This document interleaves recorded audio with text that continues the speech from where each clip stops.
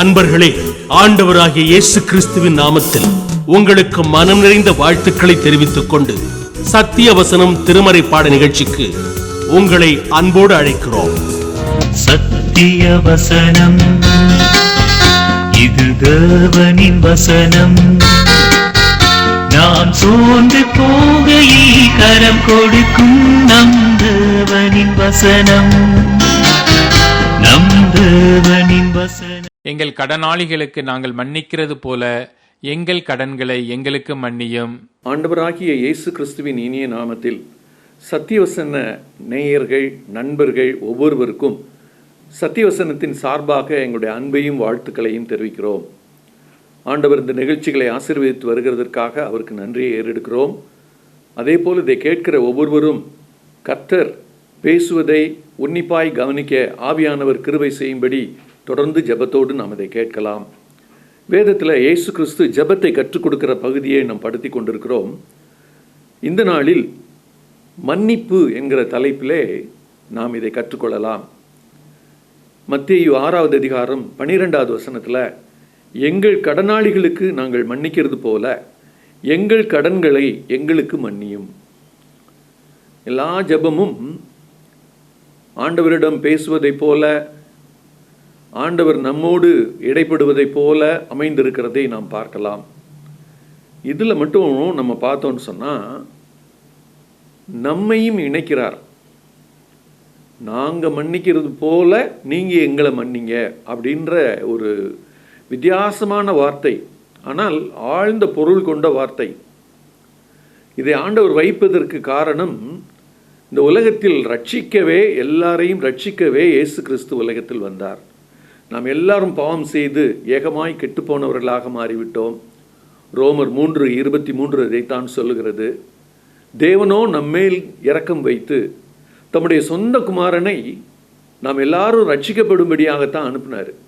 ரட்சிப்பினுடைய முதல் படியே ஆண்டவர் சொல்லிக் கொடுப்பது மனம் திரும்ப சொல்லி. மனம் திரும்புவதற்கு முதல் படி என்ன என்று நாம் பார்த்தோம்னு சொன்னால், சிலுவையில் அதை ஆண்டவர் செய்கிறாரு.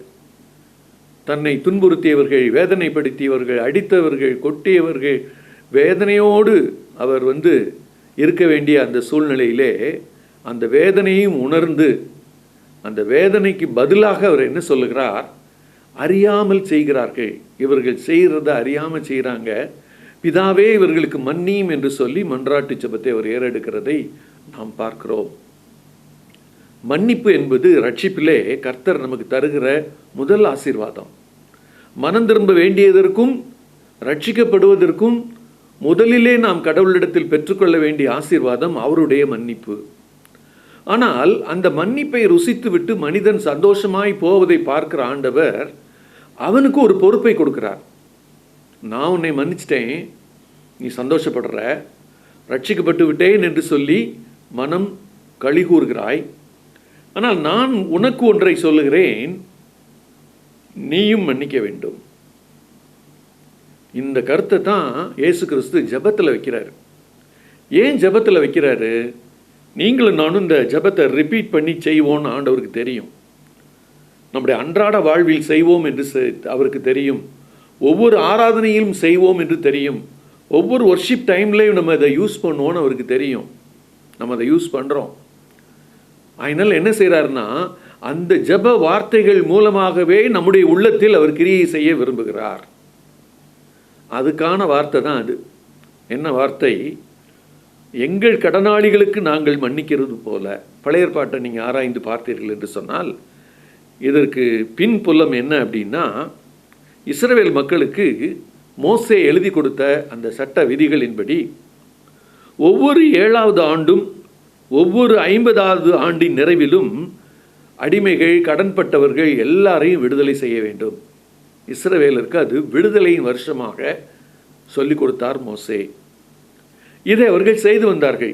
ஆகையினால யூத ரபிகள் ஜெபிக்கும்போது, இதை நாங்கள் சரியாக செஞ்சுட்டு வர்றோம், நாங்கள் ஒவ்வொரு 7 ஆண்டுக்கு ஒரு முறை மன்னித்து விடுகிறோம், ஒவ்வொரு 50 ஆண்டுகளுக்கு ஒரு முறை அடிமைகளாக இருந்தாங்கன்னு சொன்னால் அவங்கள மன்னித்து நாங்கள் விட்டுடுறோம் அப்படின்னு சொல்லி அவங்க அதை சொல்லி ஆண்டவரிடத்தில் ஜெபிப்பதற்காக இந்த வரிகள் அவர்களுக்கு கிடைக்கிறது.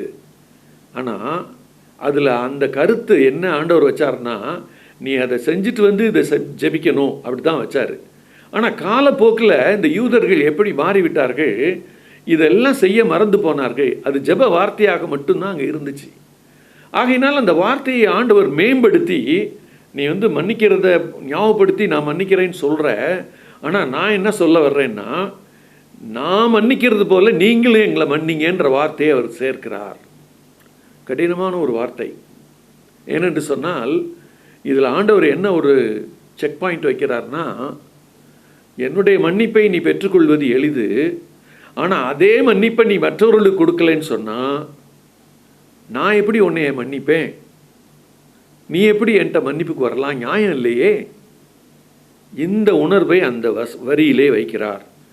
நீங்கள் எரேமியா தீர்க்கர் புத்தகத்தை வாசித்து பார்ப்பீங்கன்னா 34வது அதிகாரம், எரேமியா 34 13லேருந்து 16 வரைக்கும் வாசித்து பார்ப்பீங்கன்னா இஸ்ரவேலர் எப்படி மாய்மாலம் பண்ணாங்கன்னு தெரியும். அந்த விடுதலை ஆண்டில் எல்லாரும் விடுவிச்சிருவாங்க, போங்க கடன்லாம் மன்னிக்கிறோம் போயிட்டு வாங்கன்னு. ஆனால் அவங்க கொஞ்சம் தூரம் தான் போயிருப்பாங்க. பின்னாலே போய் அவங்கள திரும்ப கூப்பிட்டு வந்து திரும்ப அடிமையாக புதுசாக அப்பாயின்ட் பண்ணிக்கிடுவாங்க, புதுசாக சேர்த்துக்கிடுவாங்க. அவங்களுடைய அந்த ஏமாற்று வேலை என்னன்னா, அனுப்பிட்டோம் சட்டப்படி, திரும்ப சேர்த்துக்கிறோம். இப்படி இஸ்ரவேல் மக்களுக்கு மத்தியிலே அந்த கடவுள் வைத்திருந்த அந்த முக்கியமான ஒரு விடுதலையை மீற தொடங்கி விட்டார்கள். இது ஆண்டவர் வேதனையோடு பார்த்தார். இயேசு கிறிஸ்து அதை வேதனையோடு உணர்ந்தவராக, இவங்களை இப்படி நம்ம ஜெபிக்க வச்சு இப்படி ஜெபிக்க சொல்லி பழக்கினா தான் இந்த மன்னிப்பின் செய்தி அவர்களுக்குள்ள ஆழமாக போகும். அவர்கள் ஆழமாக அந்த சத்தியத்தை அவர்கள் உணர்ந்து கொள்வார்கள். மன்னிப்பு என்பது ஒரு முக்கியமான சத்தியம், வேதம் காட்டுகிற ஒரு சத்தியம். அநேகர் மன்னிப்பை எளிமையாக சொல்லிவிடுகிறார்கள். இன்றைக்கு நாம் பேசிக்கொண்டிருக்கிற அநேகரை நாம் கேட்க முடியும், மன்னிப்பு என்கிற வார்த்தையே எனக்கு பிடிக்காதுன்னு சொல்கிறவங்கலாம் நிறைய பேரை நம்ம பார்க்குறோம், உலகத்தில் இருக்கிறாங்க. ஆனால் வேதம் சொல்லுகிறது, ஒரு மனிதனுடைய ரட்சிப்புக்கு என்னுடைய மன்னிப்பு ரொம்ப ரொம்ப அவசியம். நீ அந்த மன்னிப்பை பெற்ற பிறகு உன்னுடைய மன்னிப்பு ரொம்ப ரொம்ப அவசியம். இதைத்தான் அது சொல்லுது. ஆண்டவர் இந்த பகுதியில் நீங்கள் வாசித்து பார்த்தீங்கன்னா, அவர் சொல்லிக் கொடுத்த எந்த ஜெப வார்த்தைக்கும் விளக்கம் உடனே தரமாட்டார், பின்னால் பேசும்போது தருவார். ஆனால் இந்த ஒரு ஜெபத்துக்கு மட்டும் அவங்க 13வது வசனத்தில், மத்தேயு 6:13 ஆமேன் முடிஞ்சிருக்கும். 14வது வசனத்தை நீங்கள் கவனித்து பார்ப்பீங்கன்னா, மனுஷருடைய தப்பிதங்களை நீங்கள் அவர்களுக்கு மன்னித்தால் உங்கள் பரமபிதா உங்களுக்கும் மன்னிப்பார். மனுஷருடைய தப்பிதங்களை நீங்கள் அவர்களுக்கு மன்னியாமல் இருந்தால் உங்கள் பிதா உங்கள் தப்பிதங்களையும் மன்னியாதிருப்பார். அந்த விளக்கத்தை அவர் கொடுக்குறாரு, உடனே கொடுக்குறாரு. ஏன்னா ஜெப வார்த்தையை கற்றுக்கொண்டு விட்டார்கள், சீஷர்கள் ஜெபிக்க போகிறாங்க, தொடர்ச்சியாக அந்த ஜெபத்தில் அதை பயன்படுத்த போகிறார்கள். ஆண்டவர் அங்கே ஒரு வார்னிங் வச்சிடுறாரு, பயன்படுத்த போகிறேன் எனக்கு தெரியும், ஆனால் அதுக்கு முடிச்சிட்ட பிறகு, நான் ஜெபத்தை சொல்லி கொடுத்து முடித்த பிறகு இந்த ஒரு வரிக்கு மட்டும் 2 வசனங்களை நான் விளக்கமாக தருகிறேன். மனிதருடைய தப்பிதங்கள்னு வைக்கிறார். அவங்க வச்சாங்க பொருளாதார ரீதியான கடன், அடிமைப்பட்டது, இதைத்தான் விடுதலை ஆகணும்னு அவங்க வச்சாங்க. இவர் ஆண்டவர் என்ன செஞ்சிட்டாரு, மனிதர் நமக்கு விரோதமாய் செய்கிற தப்பிதங்களை நம்ம மன்னிக்கணும், மன்னிக்கலைன்னா என்னுடைய மன்னிப்பை நீ எப்படி பெற்றுக்கொள்ள முடியும் என்று கேட்கிறார். இந்த நாளின் செய்தியிலே முதல் குறிப்பாக நம்மை மன்னிக்கும் தேவன். மன்னிப்பின் ஒரு குண நலன், கேரக்டர், காட்ஸ் கேரக்டராக வேதம் எங்கிலும் சொல்லப்பட்டிருக்கிறது. நீங்கள் சங்கீதம் 103:3 வாசித்து பார்ப்பீர்களானால், அவர் உன் அக்கிரமங்களையெல்லாம் மன்னித்து உன் நோய்களையெல்லாம் குணமாக்கி என்று சொல்லுவார். சங்கீதம் 130:4 நீங்கள் வாசித்து பார்த்தீங்கன்னா, உமக்கு பயப்படும்படிக்கு உம்மிடத்தில் மன்னிப்பு உண்டு அப்படின்னு எழுதப்பட்டிருக்கிறது. அப்போஸ்தலர் 5:31 நீங்கள் வாசித்து பார்த்தீங்கன்னா, இஸ்ரவேலுக்கு மனம் திரும்புதலையும் பாவ மன்னிப்பையும் அருளுகிறதற்காக அவரை, இயேசுவை அதிபதியாகவும் இரட்சகராகவும் தமது வலது கரத்தினாலே சிலுவையிலே உயர்த்தினார் என்று எழுதப்பட்டிருக்கிறது. நீதிமொழிகள் 28:13 இப்படி சொல்கிறது, தன் பாவங்களை மறைக்கிறவன் வாழ்வடைய மாட்டான், அவைகளை அறிக்கை செய்து விட்டுவிடுகிறவன் இரக்கம் பெறுவான். இந்த அறிக்கை செய்தல் என்பது மன்னிப்புக்காக கடவுளை தேடுறது தான் அறிக்கை செய்கிறது. அறிக்கைன்னா செஞ்சிட்டேன்னு சொல்லிட்டு அப்படியே போகிறதில்ல. அந்த தவறை உணர்ந்து ஆண்டவரிடம், நான் இப்படிப்பட்ட பாவத்தை செய்து விட்டேன், அப்போ ஆண்டவர் என்ன இந்த மன்னிப்பிலே வைக்கிறார் என்று சொன்னால், ஒரு உணர்வை எங்கே வைக்கிறார். தப்பு பண்ணிட்டேங்கிற உணர்வை அவன் பெற்றுக்கொள்ள வேண்டும். அதே போல் இனிமேல் செய்ய மாட்டேங்கிற ஒரு உணர்வையும் பெற்றுக்கொள்ளணும். அப்போ தான் நான் மன்னிப்பேன் அப்படின்னு சொல்லிட்டு இந்த மன்னிப்பின் மகுடமாக 1 யோவான் 1:8-9 என்ன எழுதி கொடுத்துருக்காருன்னா, நம்ம பாவம் இல்லைன்னு நம்மளை ஒழிச்சு வாழக்கூடாது. பாவம் என்பது நமக்குள்ளாக ஒளிந்து வாழும் ஒரு நிலையை நம்ம உருவாக்கக்கூடாது. நமக்கு பாவம் இல்லை என்போமானால் நம்மை நாமே வஞ்சிக்கிறவர்களாக இருப்போம். சத்தியம் நமக்குள் இராது. நம்முடைய பாவங்களை நாம் அறிக்கையிட்டால் நமக்கு பாவங்களை எல்லாம் மன்னித்து எல்லா அநியாயத்தையும் நீக்கி நம்மை சுத்திகரிப்பதற்கு ஒரு உண்மையும் நீதியும் உள்ளவராக இருக்கிறார். வேதம் திரும்ப திரும்ப சொல்வது, தேவனாகிய கர்த்தர் ஆண்டவர் நம்முடைய பாவங்களை மன்னிக்கிறவர். 2வது குறிப்பாக, இயேசுவே நமக்கு முன்மாதிரி. இந்த உலகத்தில் மன்னிப்பை பற்றி நீங்கள் தேடி பார்க்கணுன்னா, இயேசு கிறிஸ்துவை போல மிக முன்மாதிரியாக மன்னிப்பை வார்த்தையினால் அல்ல, தன்னுடைய வாழ்க்கையிலே வாழ்ந்து கற்றுக் கொடுத்தார். சில பகுதிகளை நான் உங்களுக்கு சுட்டி காட்டுகிறேன். ஆண்டவர் எழுதி வைத்திருக்கிற அந்த வேதத்தில் மத்தேயு 2:1-9 ஒரு திமிர்வாதக்காரனை கொண்டு வருவாங்க. இயேசு கிறிஸ்து அவனை குணமாக்கணுங்கிற நோக்கத்தில் தான் கொண்டு வருவாங்க. இயேசு கிறிஸ்து என்ன சொல்வார் தெரியுமா? உன் பாவங்கள் மன்னிக்கப்பட்டன, உன் படுக்கையை எடுத்துக்கொண்டு நட. அவன் சுகம் பெற்றுக்கொள்வான். அங்கே இருக்கிறவங்களாம் முறுமுறுப்பாங்க, பாவத்தை மன்னிக்கிறதுக்கு இவர் யாரு? அப்போ பாருங்க, கடவுள் பாவத்தை மன்னிப்பார், அவர் மன்னிக்கிற கடவுள் என்று வேதவசனங்கள் ஒரு புறம் சொல்லுகிறது. ஆனால் அந்த வேதத்தை கையில் ஏந்தி இருக்கிற அந்த மனிதர்கள் என்ன சொன்னாங்க? பாவத்தை மன்னிக்கிறதுக்கு இயேசு கிறிஸ்து யாருன்னு கேட்டாங்க. அப்போ தான் ஆண்டவர் முதல் முறையாக மன்னிப்பின் அதிகாரத்தை வெளிப்படுத்துகிறார். எனக்கு மன்னிக்கிறதுக்கு அதிகாரம் உண்டு அவர் சொல்லி கொடுக்குறாரு. 2வது ஒரு வேத பகுதி யோவான் 8வது அதிகாரம் முதல் 11 வசனங்களில் நீங்கள் பார்த்தீங்கன்னா, கைமையுமாய் பாவத்தில் பிடிபட்ட ஒரு பெண்ணை இயேசு கிறிஸ்துக்கு முன்னால் கொண்டு வந்து எல்லார் கையிலையும் கல் இருக்கும், அவளை கல் எறிஞ்சு கொள்றதுக்காக கொண்டு வருவாங்க. நியாயப்பிரமாண சட்டம் அப்படி தான் சொல்லுது. இயேசு கிறிஸ்துவை பார்த்து கேட்பாங்க, நியாயப்பிரமாணத்தில் இப்படி சொல்லுது, இவளை கல்லெறியலாமா இவளை கல்லெறிய வேண்டாமா, நீங்கள் தீர்ப்பு சொல்லுங்கன்னு கேட்குறாங்க. எப்படி கேட்குறாங்க? நீர் என்ன சொல்லுகிறீர்? அப்போ ஆண்டவராகிய இயேசு கிறிஸ்து தரையில் குனிஞ்சு எழுதுறாரு, கல்லறிய வந்தவர்கள் தங்கள் மனசாட்சியில் கடிந்து கொள்ளப்பட்டவர்களாய். நீங்கள் இந்த பகுதியில் 10வது வசனத்தை 9வது வசனத்தை வாசித்து பார்ப்பீங்கன்னா, அந்த கல் கையில் வச்சுருக்கவங்க எல்லாருடைய மனசாட்சியிலையும் கர்த்தர் பாவ உணர்வை தருகிறார். நீ கையில் கல் எடுத்திருக்கிற அவளை அடிக்கிறதுக்கு, ஆனால் நீ இந்த பாவத்தை செய்திருக்கிறாய் அல்லவா என்று மனசாட்சியில் அவர்கள் குத்தப்படும் போது அவர்கள் எல்லாரும் கல்லை கீழே போட்டுட்டு ஒவ்வொருத்தராக போயிடுறாங்க. யாருமே இல்லை. ஆண்டவர் என்ன செய்கிறாரு? நான் உன்னை ஆக்கினைக்குள்ளாக தீர்க்க மாட்டேன், நீ போ, இனிமேல் பாவம் செய்யாத. அதனுடைய அந்த வார்த்தையினுடைய அர்த்தம் என்ன?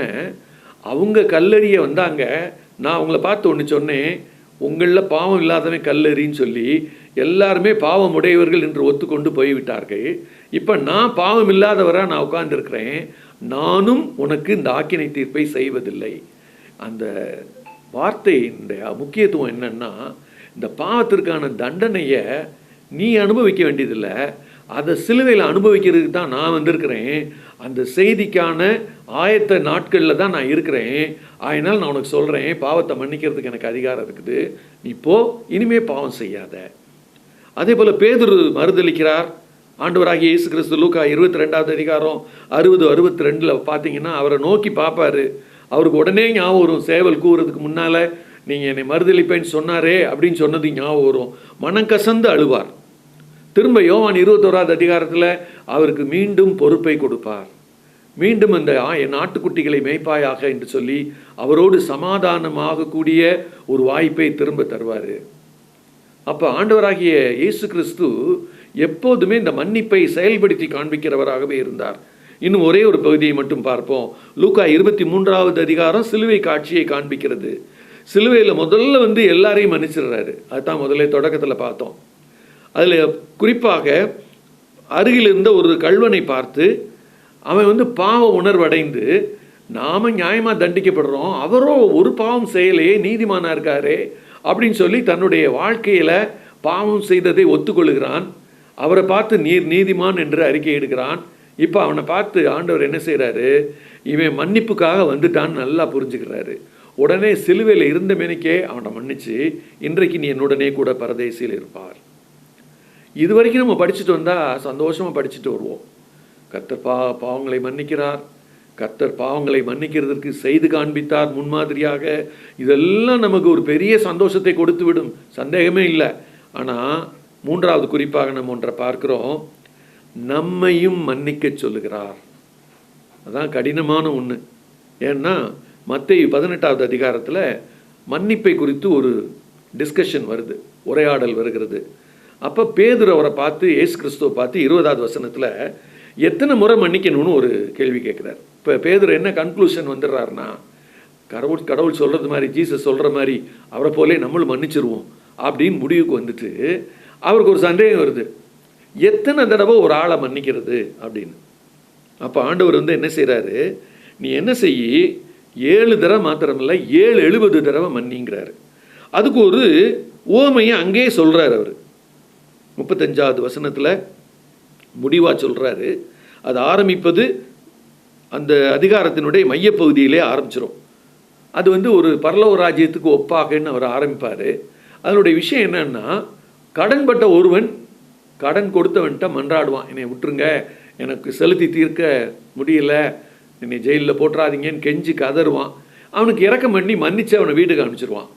ஆனால் அவன் வழியில் அவன் கடன் கொடுத்தவனை, அதாவது அவன் முன்னொரு ஆளுக்கு கொஞ்சம் கடன் கொடுத்துருப்பான், அவனை பார்ப்பான்.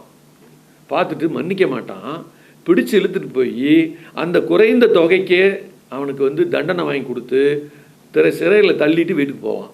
இதை பார்த்துக்கிட்டு இருந்தவங்க எல்லாரும் சொல்லுவாங்க. அப்போ ஆண்டவர் கன்க்ளூஷனாக சொல்லுவார், அவனை கூப்பிட்டு சொன்ன உடனே, இவனிடம் கடன்பட்டவனுக்கு அவன் மன்னிக்க மறுக்கிறான் என்ற செய்தி தான் ஆண்டவர் கிடைக்குது. ஆனால் ஆண்டவர் அந்த கடைசியில் என்ன சொல்கிறாரு, நீ என்ன செய்யணும்னா, என்கிட்ட மன்னிப்பை பெற்றில்ல, அந்த மன்னிப்பை நீ மற்றவனுக்கு கொடுக்க வேணாமா?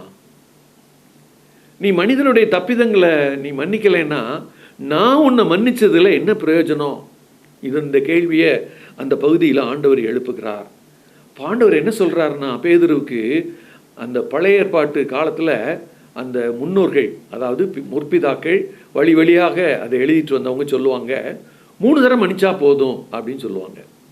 அதான் பழக்கத்தில் இருந்துச்சு. இயேசு கிறிஸ்து நீ 7 முறை அப்படிங்கிறத அடுத்து கற்று தந்துட்டு 7 தடவை மாத்திரம் கிடையாது, 70 தடவை. அதனுடைய அர்த்தம் என்னன்னா, அன்லிமிட்டடாக நீ மன்னி, நீ அதுக்கு போய் ஒரு லிமிட்டேஷன் வைக்காத. 4வது குறிப்பாக, நம்மால் ஏன் மனிதர்களை மற்றவர்களை மன்னிக்க முடியவில்லை? நம்ம 2 காரணம் பண்ணலாம். ஒன்று, மன்னியாதிருப்பது பாவம் என்று நம்ம அடையாளப்படுத்துறதில்ல. we don't identify unforgiveness is sin. மன்னியாமல் இருக்கிறது பாவம் என்பதை நாம் உணர்வதில்லை. இதான் முதல் காரணம். 2வது, நமக்கு தீமை செய்தவர்கள், தீமை பேசியவர்கள், அவர்களுடைய செயல்பாடு, அதனால் ஏற்பட்ட பாதிப்பு மனதில் ஆழத்தில் பதிந்து அது திரும்ப திரும்ப நம்ம கண்ணு முன்னால் உன்னை இப்படி பண்ணிட்டான், உன்னை இப்படி பண்ணிட்டான்னு வந்துக்கிட்டே இருக்கும். அதை அடக்கவும் அதை மறக்கவும் முடியாமல் எந்த நிலைமையிலே வாழ பழகி விடுகிறார்கள், மன்னிக்காத நிலைமையிலே வாழ பழகி விடுகிறார்கள். இந்த 2 காரணம். ஆனால் இதை தாண்டி வர்றதுக்கு ஆண்டவர் என்ன வேதத்தில் யோசனை வச்சுருக்காருன்னா, பிலிப்பியர் 2வது அதிகாரத்தை நீங்கள் பார்த்தீங்கன்னா மன்னிப்பதற்கு தேவையான 4 காரணங்களை நம்ம வரிசையாக பார்க்கலாம். நம்பர் 1 என்னன்னா, கிறிஸ்துவின் அன்பும் சிந்தையும் நமக்கு வந்தால் தான் நம்ம மன்னிக்க முடியும். 2வது, ஆண்டவர் மற்றவங்களை நம்ம மன்னிக்கலைன்னா நம்மளை மன்னிக்க மாட்டார் அப்படிங்கிற உண்மையை, அதில் உள்ள ஆபத்தை நம்ம உணர்ந்திருக்கணும். நம்ம அநேகர் அதில் உள்ள ஆபத்தை உணரலை. நம்ம மன்னிக்கலைன்னா ஆண்டவர் நம்மளை மன்னிக்க மாட்டாருங்கிற ஆபத்து நமக்கு அநேக நேரங்களிலே விளங்குவதில்லை. 3வது, ஆண்டவருடைய உதவியினால் மாத்திரம்தான், அவர் என்னை பலப்படுத்தும் போது மாத்திரம்தான் நான் மன்னிக்க முடியும். அப்போ என்ன செய்யணும்? மன்னிக்க முடியாததை ஆண்டவர்கிட்ட போய் சொல்லணும். என்னால் மன்னிக்க முடியல ஆண்டவரே, மன்னிப்பதற்குரிய மனநிலை எனக்கு தாங்க, மன்னிக்கவும் மறக்கவும் எனக்கு கிருபை செய்யுங்கன்னு சொல்லி ஆண்டவர்கிட்ட நம்ம போராடி நம்ம ஜெபத்தில் அவருடைய பலனை கேட்டாலும் நம்ம என்ன செய்யலாம்? அந்த பலனோடு மன்னிக்கலாம். இறுதியாக மன்னித்தாலும் மறக்க முடியாத சூழ்நிலையும் கடந்து வரணும். அது ஞாபகத்துக்கு வரும்போது என்ன சொல்லணும்? கிறிஸ்து சிலுவையில் என்ன மன்னிச்சாரு? நான் மன்னிச்சிட்டேன், கிறிஸ்து என்னுடைய பாவங்களை நினைப்பதில்லை, நானும் நினைக்க மாட்டேன். இந்த உணர்வு வேண்டும். பால் எழுதும்போது அதான் என்ன செய்வார், ப்ராக்டிக்கலாக சொல்லிக் கொடுப்பாரு. முதல்ல அவர் என்ன செய்வார்னா 2 கொரிந்தியர் 2:10 தேவ சந்நிதியில் நான் மன்னித்து விடுகிறேன். நமக்கு அந்த பழக்கம் இருந்தால் நல்லாயிருக்கும். முதல்ல தேவ சந்நிதியில் நமக்கு தீமை செஞ்சவங்கள மன்னிச்சிடணும். அப்புறம் மறப்பதற்கு கஷ்டப்படும் போது ஆண்டவருடைய ஜெபம் பண்ணி மறப்பதற்கு பலனை பெற வேண்டும். அடுத்து அவர்களோடு நாம் திரும்ப ஐக்கியப்படவும் திரும்ப அவர்களை நேசிக்கவும் கற்றுக்கொள்ள வேண்டும். இதை நம்ம செய்யும்போது நம்ம நிச்சயமாக என்ன செய்கிறோம் தெரியுமா? 1 கொரிந்தியர் 10:5 பிற்பகுதியில் சொல்கிறது மாதிரி எந்த எண்ணத்தையும் கிறிஸ்துவுக்கு கீழ்ப்படிய சிறைப்படுத்துகிறவர்களாக மாறிடுவோம். அப்போ மன்னிக்க முடியாத தன்மையை கிறிஸ்துவின் நாமத்தினால நம்ம சிறைப்பிடிச்சிட்டோம், அதை ஒன்றுமில்லாமல் பண்ணிட்டோம்னு சொன்னால் நம்மளும் மன்னிக்கலாம். மன்னிக்க முயற்சி செய்வோம். நமக்கு அது சித்திக்கலை, அது முடியலைன்னு சொன்னால் ஆண்டோடைய பலனை கேட்டு மன்னிப்போம். மன்னிக்காமல் நாம் இருப்பது நமக்கு ஆபத்து என்று சொல்லி உணர்ந்து நாம் மன்னிப்போம். கர்த்தருடைய சமூகத்தில் இதற்கான பலனை ஜெபத்தோடு பெற்றுக்கொள்வோமா? எங்களை ஜெபிப்போம். எங்களை அதிகமாக நேசிக்கிற எங்கள் அன்பின் பரம தகப்பனே, மன்னிக்க முடியாதவர்களாக நாங்கள் நிற்கிறோம். அநேக நேரங்களில் நீர் எங்களுக்கு மன்னித்தும் நாங்கள் மற்றவர்களுக்கு மன்னியாமல் இருக்கிற பாவத்தை எங்களுக்கு மன்னியும் ஆண்டவரே. ஆண்டவரே, திரும்பவுமாக வேதம் சொல்லித் தருகிறது, நீர் மன்னிக்கிறவர், நீர் மன்னிப்புக்கு முன்மாதிரியாய் வாழ்ந்தவர், எங்களையும் மன்னிக்க சொல்லுகிறவர். இந்த உண்மைகளை கற்றறிந்து விட்டு நாங்கள் விருதாவாய் போய்விடாதபடிக்கு எங்களுடைய வாழ்க்கையில் அப்பேயாசப்படுத்த உதவி செய்யும். மன்னிப்புக்கு எதிரான சிந்தனைகளை எல்லாவற்றையும் நாங்கள் கிறிஸ்துவின் நாமத்தினாலே பவுலை போல சிறைப்பிடிக்க, பவுல் சொல்லுகிறதை போல உம்முடைய பலனை பெற்று உம்முடைய சன்னிதானத்தில் மன்னித்து விட்டு அதன் பிறகு இந்த மன்னிப்பை செயல்படுத்த எங்களுக்கு உதவி செய்யும். நன்றியோடு துதிக்கிறோம், ஸ்தோத்திரிக்கிறோம். ரட்சகர் இயேசு கிறிஸ்துவின் இனிய நாமத்தில் ஜெபத்தை ஏறெடுக்கிறோம் எங்கள் ஜீவனுள்ள நல்ல பரம தகப்பனே. ஆமேன்.